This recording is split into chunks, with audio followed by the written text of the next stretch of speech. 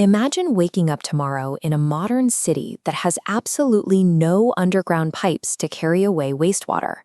Every time a population brushes their teeth, flushes a toilet, or does laundry, that water has to go somewhere. Without a subterranean network to drain it, all of this domestic discharge begins pooling in the streets and open spaces. Within 48 hours, the entire city begins to smell. Within 1 week, whatever surface-level gutters exist completely overflow with stagnant water. Within 1 month, this accumulation of unmanaged biological waste becomes a breeding ground for waterborne diseases. An urban environment without an engineered method to transport fluid will inevitably undergo rapid, systemic biological failure. This state of biological failure was the exact baseline reality for major 19th century cities like London, Paris, and New York. In 1858, London was the undisputed center of the world. It was the wealthiest, most industrialized, and most powerful city on Earth. It was also expanding at a breakneck pace. Millions of people were packing into rapidly built neighborhoods, driven by the engine of the Industrial Revolution. This seemingly invincible empire was paralyzed by a pervasive, unbearable smell. This period became known as the Great Stink. London was flushing all of its human waste directly into the River Thames, turning the city's primary water source into a massive, open, untreated sewer. When a sweltering summer heatwave hit, it baked the raw sewage trapped in the riverbanks. The resulting stench was so toxic and overpowering that Parliament had to suspend its sessions. The River Thames became so heavily polluted with raw sewage that the smell paralyzed the British Parliament, forcing members to cover their noses with cloth just to work, and the local economy ground to a halt. This crisis forced humanity to confront a permanent truth.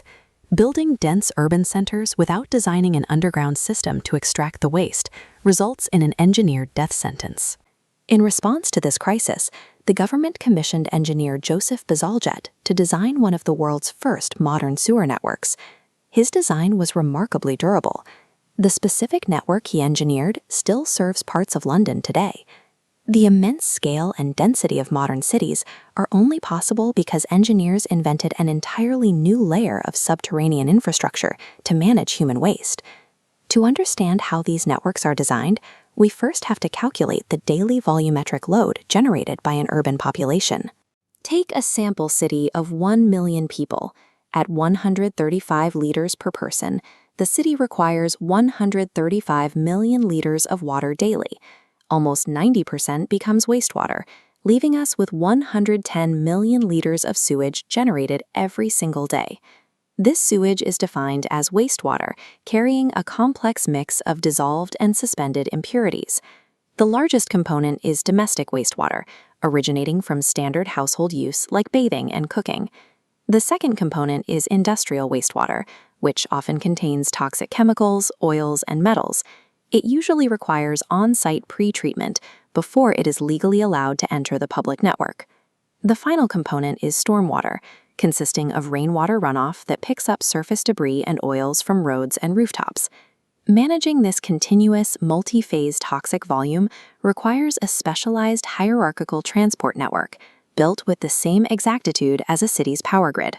We can conceptualize a sewer network as a city's underground circulatory system, designed specifically to collect and transport fluid to treatment centers. The smallest unit, the house connection, links a building's plumbing to the public system. Zooming out, these feed into lateral sewers under the street. At the mid-level, lateral sewers combine into deeper branch sewers, which then consolidate into massive main sewers managing vast urban zones. Finally, the fluid reaches the trunk sewers. In this Paris collector, these massive transport layers dwarf the workers inside, carrying the city's combined waste. The absolute terminus of this network is the sewage treatment plant, where the fluid is chemically and biologically scrubbed before being safely discharged into the environment. By staggering the flow through this tiered, aggregating architecture, engineers prevent local volumetric bottlenecks from backing up and crippling the entire urban system. The primary physical force driving millions of liters of fluid through this massive network is almost entirely gravity. The core engineering requirement is that every pipe must be laid at a precise, continuous downward slope to ensure natural fluid movement. This gravity flow provides distinct operational advantages. minimal energy consumption, very low maintenance, and high reliability. However, natural terrain is uneven. A continuous downward slope cannot be maintained indefinitely, or pipes would eventually be buried hundreds of meters underground. To solve this, engineers strategically insert pumping stations into the network. These act as mechanical failsafes, forcefully lifting the fluid back closer to the surface so the gravity slope can restart. A successful sewer network operates as a passive hydraulic machine, minimizing mechanical reliance to maximize lifespan. The macro topology of a city dictates how it routes predictable domestic sewage alongside unpredictable stormwater surges. On the left is a combined sewer system, where domestic waste and rainwater share one pipe. During heavy rain, sudden water influx overloads the capacity, forcing toxic sewage to overflow directly into rivers. On the right is the separate sewer system, the modern standard. Two parallel networks operate independently.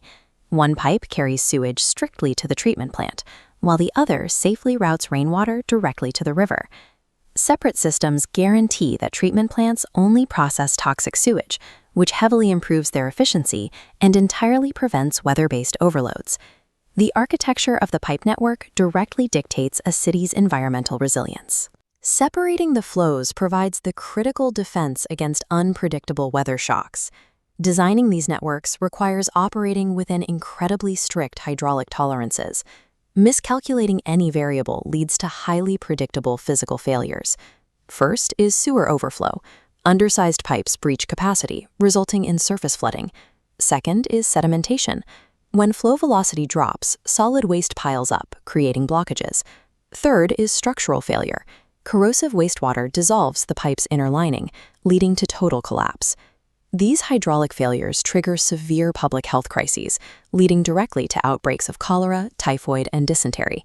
Sewer design is an exacting multidisciplinary challenge that requires an absolute synthesis of hydrology, fluid mechanics, and urban planning. To execute these precise hydraulic parameters across modern megacities requires a staggering scale of physical construction.